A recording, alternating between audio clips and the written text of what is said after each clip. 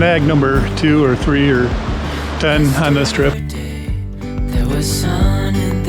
you staying warm enough? I'm doing okay. In our last video, we camped at PJ Hoffmaster State Park, and our trip was cut short by rain. In this video, we go cold camping for the very first time. So are we ready for this? I really don't know. Well, hopefully. You know, I think staying warm is, the least of our worries. Okay. That's my biggest worry, is staying warm. Bunch of mud inside the, I don't know if you can see that, just not sure how it got in there really. Yeah, because, I mean, you know what? I don't know. It probably is from not being hooked up to the car. We might need to put something on the end of that when it's just sitting here outside. It's about 40 degrees out here at the most right now. And it's, what, 1 o'clock in the afternoon? A couple days before Thanksgiving. And we are headed to Holland State Park. We noticed a couple days ago that they said the campground's open year-round, although they don't take reservations at this point. So it must be a first come, first serve. Yep, and the bathhouse is closed, but they have vault toilets. Yep. So we thought we'd take this out in the cold weather and do some cold weather camping and see what that's all about, if we like it or not. Right. Or if we're just going to be chasing 70 from here on out. Yeah, honestly, you know, I mean, it seems kind of like a romantic idea to be able to head up to the UP, and, you know, my ultimate goal would be able to see Jaquamanon Falls when it's frozen in the winter, you know, but to be able to do something like that, we have to be able to do something like this, where it's just going to be frosty in the morning and not snowy. Right. So we will see. Yeah. But yeah, this is the first time we've ever tried to camp when this is a year-round campground technically, but most people think it's closed right now, so. Yeah, I don't know if this is something new that they're just opened it up for year-round, or because I always thought it was closed. Right, and only part of it is open, so we will see when we get there if there's even a person there or if the fence is locked or what. Right. But we are attempting this somewhere that's only, what is it, like 45 minutes or an hour from home?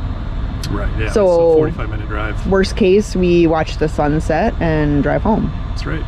So it'll be an adventure. Yeah, let's finish our checklist and get going. Okay.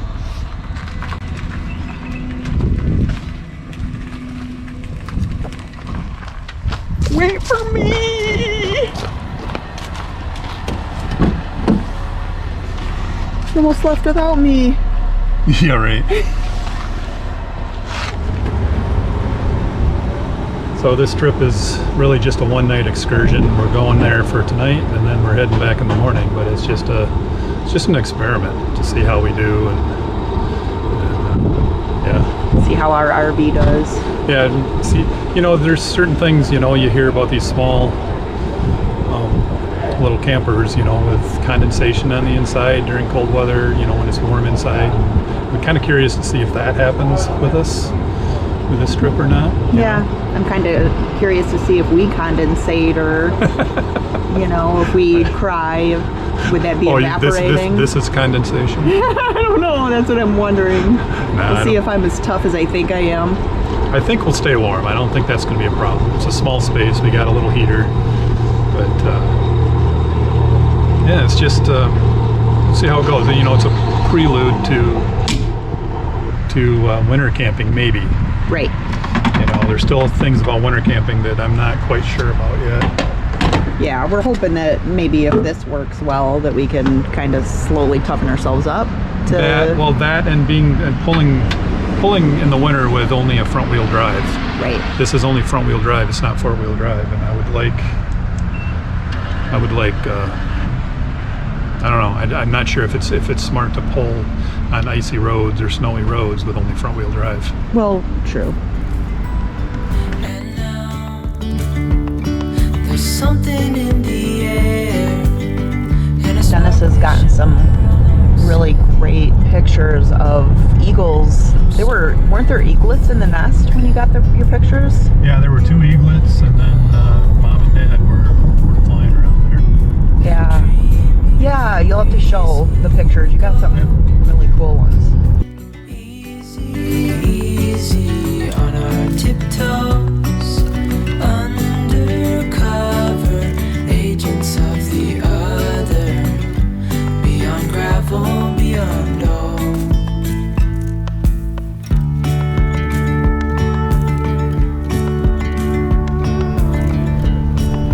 Hand in hand, building castles out of sand, reaching for the ground. Roadblock number 1 or 2, I don't know.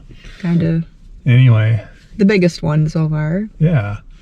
That's the campground is gated off, not letting anybody in. So I don't know why the reservation system says it's open year round. Right. I And- mean, the park itself, like the beach, is open year round, but yeah, when you go in to reserve a campsite, it says that part of the campground is open year round. You just can't make a reservation. right. And yeah, I think you even called and got the recording that said the bathrooms are closed, Yeah. but there are vault toilets or something like that. Yeah. So I don't understand what we're missing here, unless it's only open on the weekends or something. But it would say that. It should. It should, yeah.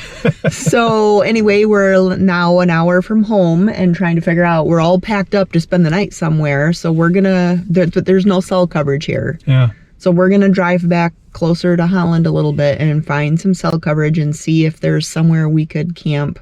We know we could go up to Ludington State Park, Right. which it might be an hour and a half from here. It might be. I mean, we'd have to see how far it is. But anyway, we got to make a decision quick because it's 2:30 and it gets dark pretty early. Around 5 or 5:30, I think. Yeah, so we're going to try to come up with plan 2, Yeah. plan B. And maybe we end up camping in our front yard.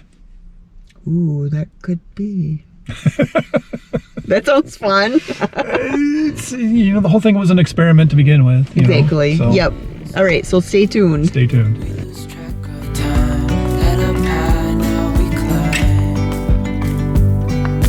Oh. All right, so plan B. We are heading up to Muskegon State Park, which is just a little bit less than an hour north of where we were planning to stay. But you said that actually had like reservable. It did. So what we did, we found some cell coverage and we pulled up the Michigan State Park reservation system, and I looked for spots. I just put in all parks, which parks had spots that we could reserve tonight, and Muskegon was the closest. So, and it actually had spots we could reserve tonight. It wasn't like the Holland one that said open year round, can't reserve. Right. So anyway, yeah, there were several other parks we could have chosen from, but Muskegon is the closest, so we are headed that way. And it's a place I've wanted to stay at anyway, so at Yeah, some point. really, I thought I was the one that wanted to stay there. Well, I wasn't. Yeah, probably. So anyway, it'll be good because this wasn't on our radar to stay here this year, so it'll be somewhere new for us to try. Easy, easy on our tiptoes, undercover agents of the other, beyond gravel, beyond all. A bigger scale. Hi, I wanted to make a reservation for the night.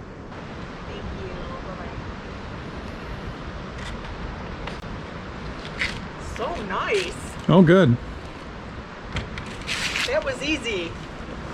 It's awesome. I'm glad that was so easy because I didn't have a clue as to how to do that. Well, okay, so they actually say that if there's no one in the guardhouse that you can self-register. So you could either call on your cell phone or you can use this yellow phone to make your reservation. And I went ahead and called on my cell phone because I did it from my warm car. And the person said, well, if you go use that yellow phone, you'll save $10. It's like a reservation fee of some sort. But if you do it directly through this yellow phone, bam. So anyway, yeah, I'm excited. We can go set up, and my cameraman is shivering. So Probably shaking the camera. yeah, you need to, yeah. I know, I'm shivering.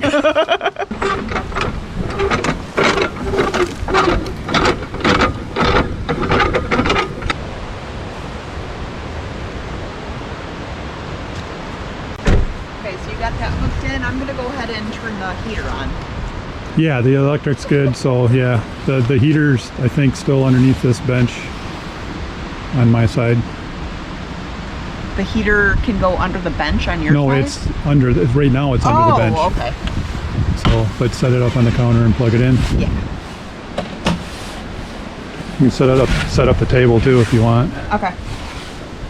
Snag number 2 or 3 or 10 on this trip, I'm not really sure which one, but found out once we got here that my electrical cord was dragging.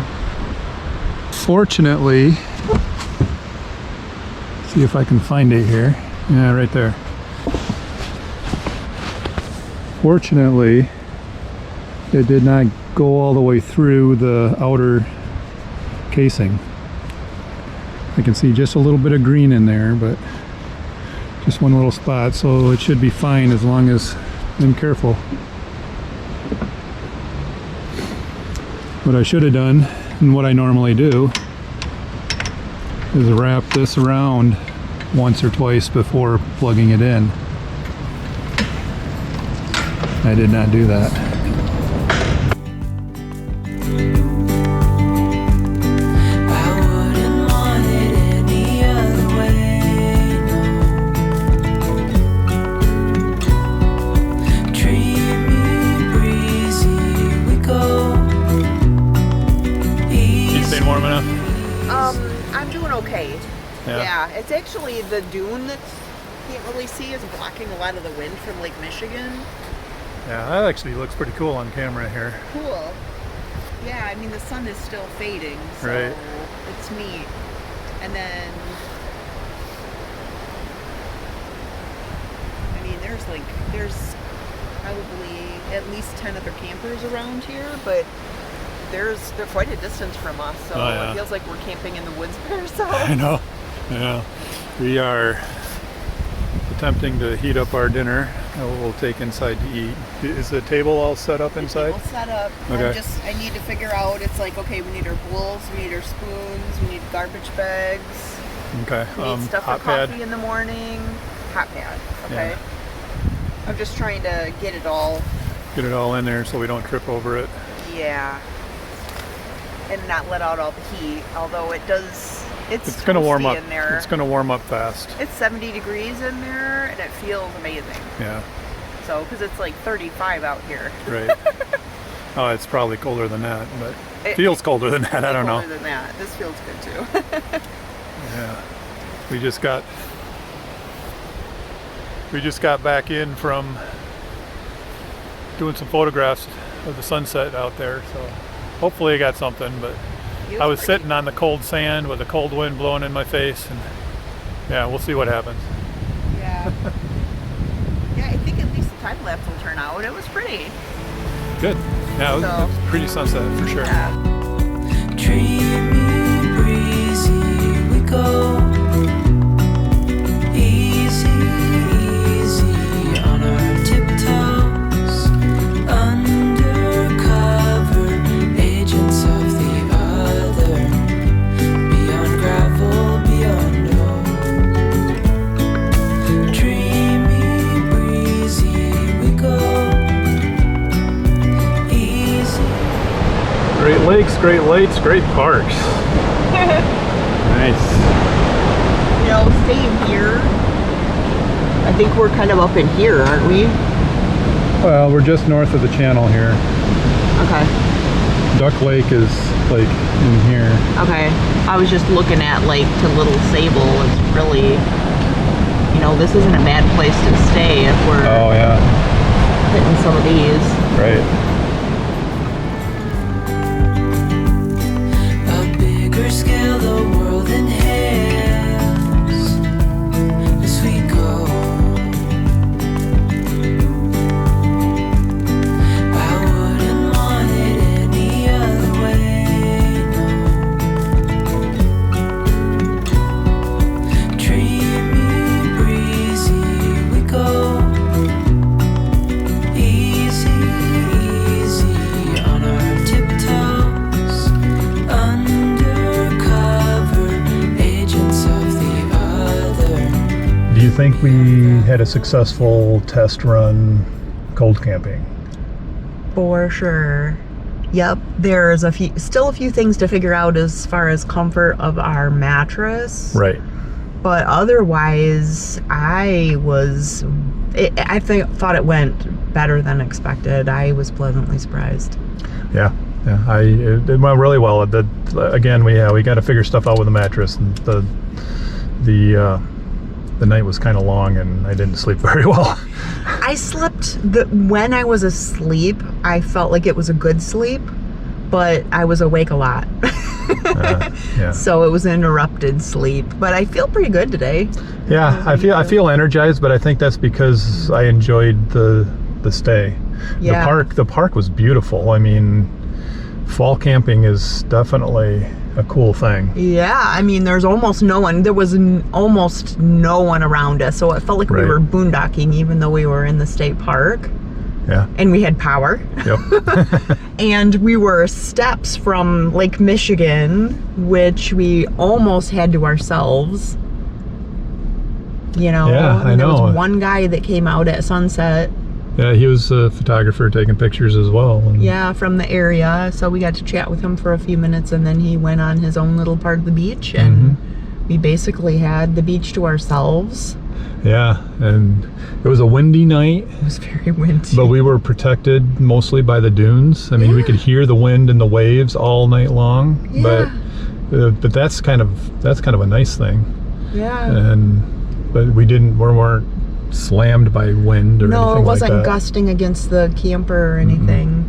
The one other thing that we noticed, because we were used to camping when it's warmer, and then we'll have a whole area outside set up with a canopy Right. and the picnic table and all that kind of stuff set up. And we warmed up our food outside like we normally would, but we're gonna want to probably get a hot plate so that we can warm our food up inside the camper. So that would be the other thing, and then we wouldn't have to try to do that outside. Right.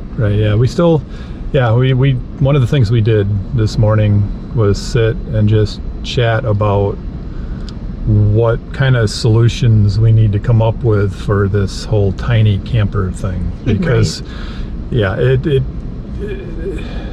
it gets a little cramped, and I mean it's small. It's a small space. If you've seen other teardrop campers, and I'm talking about the traditional teardrop, not the bigger new camps and stuff like that.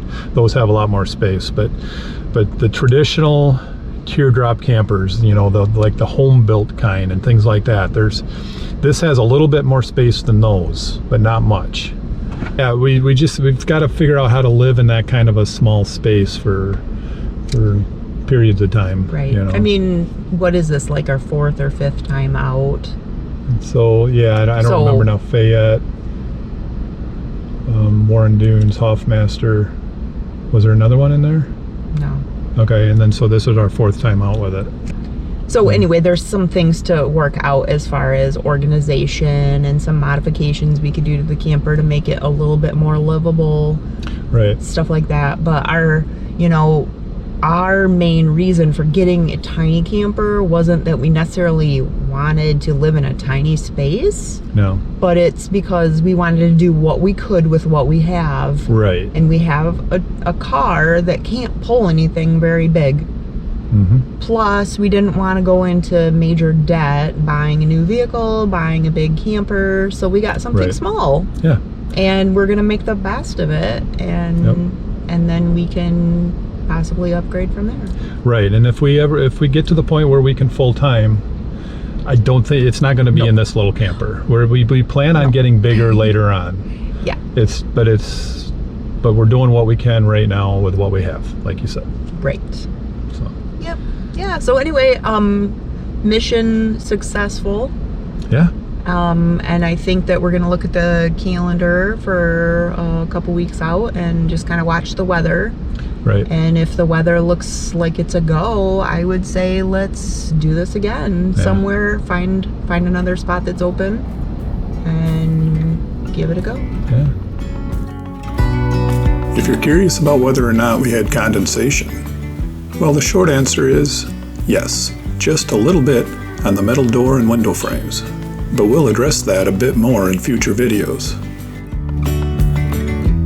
I said earlier, this trip was an experiment.